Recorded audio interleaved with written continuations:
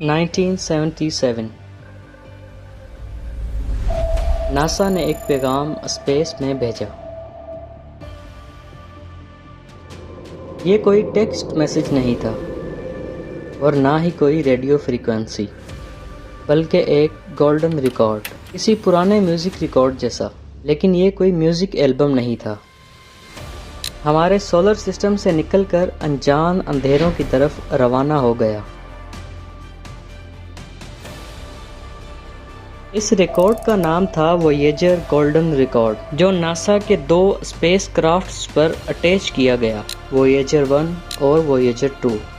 دونوں 1977 میں لانچ ہوئے اور ان کا مشن صرف پلینٹس کو دیکھنا نہیں تھا، بلکہ اسپیس کے کسی کونے میں اگر کوئی زندہ مخلوق ہو تو ان تک ایک پیغام پہنچانا بھی تھا۔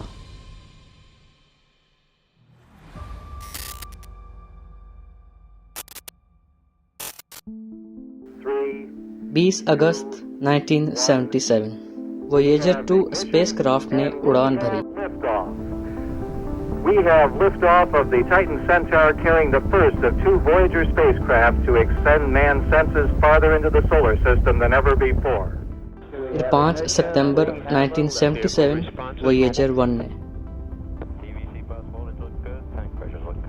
اس بعد والے اسپیس کرافٹ کو وویجر 1 نام اسی لیے دیا گیا کیونکہ یہ پہلے اسپیس کرافٹ یعنی وویجر 2 سے زیادہ تیز ہے اور اس سے پہلے جوپیٹر اور سیٹرن پر پہنچے گا۔ یہ 2 اسپیس کرافٹ ناسا کے وویجر پروگرام کا حصہ تھے جو 1970s میں شروع ہوا۔ اس پروگرام کا اصل مقصد تھا ہمارے سولر سسٹم میں دور موجود پلینٹس جیسے جوپیٹر، سیٹرن، یورینس اور نیپچون کے کلاؤڈز، ان کے ایٹماسفیئر، میگنیٹک فیلڈز، ان کے مونز اور رنگز کو ہائی ڈیٹیل میں اسٹڈی کرنا۔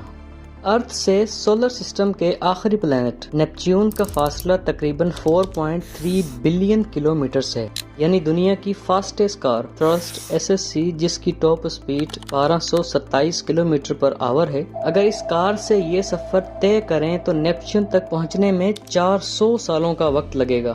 اس مشن کے لیے اتنا بڑا فاصلہ طے کرنا اور اتنا فیول ضائع کرنا کسی بھی اسپیس ایجنسی کے لیے آلموسٹ ناممکن تھا۔ اسی لیے سائنٹسٹ نے ایک ایسی ٹرک یوز کی جو پہلے کبھی اتنے بڑے اسکیل پر اپلائی نہیں ہوئی تھی، گریوٹی اسسٹ، یعنی کسی پلینٹ کی گریوٹی کو بوسٹر کی طرح یوز کرنا۔ مان لو کہ ایک پلینٹ اپنے اسپیسیفک آربٹ میں سورج کے گرد اس ڈائریکشن میں گھوم رہا ہے اور ایک سیٹلائٹ اس پلینٹ کے پیچھے کی طرف سے اس کے قریب سے گزرتی ہے۔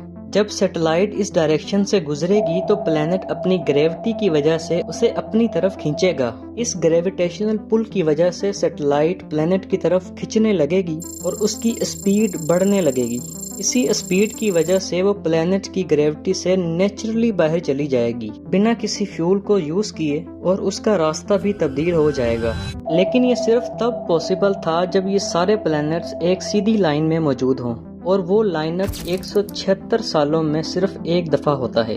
ناسا نے اس ریئر موقع کا فائدہ اٹھاتے ہوئے وویجر 1 اور وویجر 2 کو اس طرح پلان کیا کہ وہ ایک کے بعد ایک پلینٹس کا ٹور کر سکیں، اور اسی وقت سارے کیمرے، انسٹرومنٹ اور سینسر کو فل پاور پہ چلا کر ہر سیکنڈ کا فائدہ اٹھا سکیں۔ ہر فوٹو، ہر میگنیٹک ریڈنگ، ہر تھرمل اسکین ایک ہی چانس میں لینا تھا، بنا زیادہ فیول کے، صرف پلینٹس کی گریوٹی کا استعمال کر کے۔ اسی اپروچ کو نام دیا گیا دی گرینڈ ٹور۔ لیکن بات صرف اتنی نہیں تھی کہ پلینٹس الائنڈ ہوں۔ اگر یہ موقع مس ہو جاتا تو اگلا چانس اگلے 176 سالوں بعد ملتا۔ اس لیے یہ مشن صرف ایک سائنٹیفک نہیں تھا، یہ ایک ہسٹورک اور ٹائم سینسٹیو اپرچونٹی تھی۔ اور اس ریئر الائنمنٹ کو ٹارگٹ کرتے ہوئے ناسا نے وویجر کو صرف ایک پلینٹ کا ڈیٹا کلیکٹ کرنے کے لیے نہیں، بلکہ ایک پورے سولر سسٹم کا سینیمیٹک فلائی بائی ریکارڈ کرنے کے لیے بھیجا۔ ہر پلینٹ کے پاس سے گزرنے کا ایگزیکٹ ٹائم، ایگزیکٹ اینگل اور ایگزیکٹ ڈسٹینس کیلکولیٹ کیا گیا۔ اگر ایک بھی پلینٹ کے فلائی بائی میں تھوڑی سی ٹائمنگ آف ہوتی تو اگلا پلینٹ مس ہو جاتا اور ان تک پہنچنے کا چانس ختم ہو جاتا۔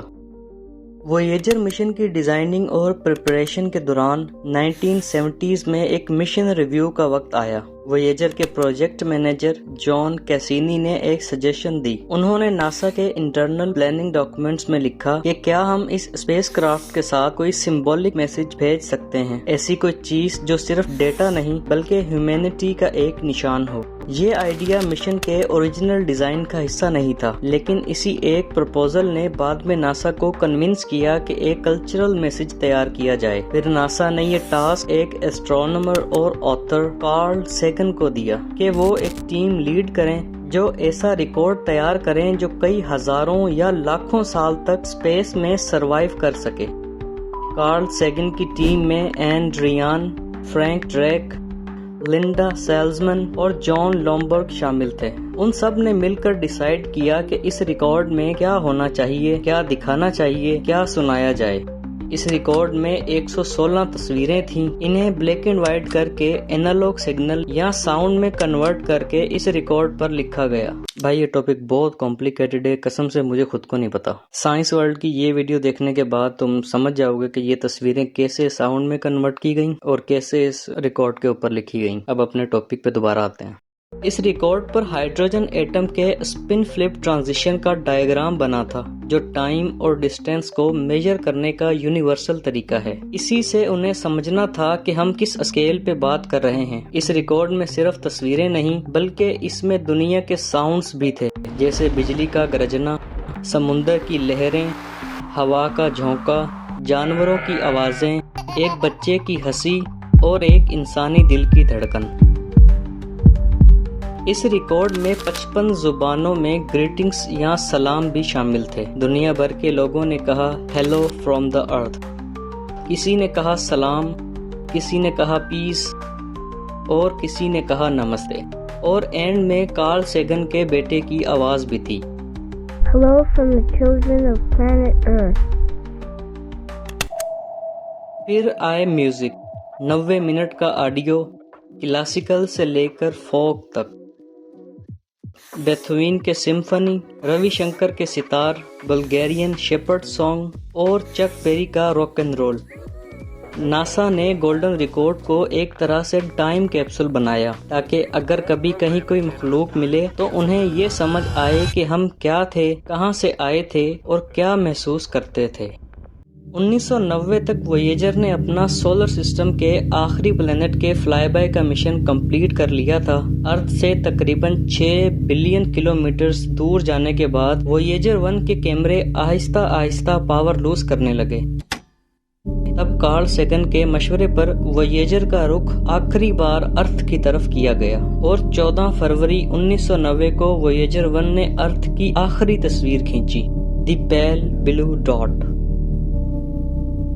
جس سے انسپائر ہو کر کارل سیگن نے اپنی کتاب پیل بلو ڈاٹ میں لکھا that's here, that's home, that's us. اس کے بعد وویجر کے کیمرے ہمیشہ کے لیے بند کر دیے گئے۔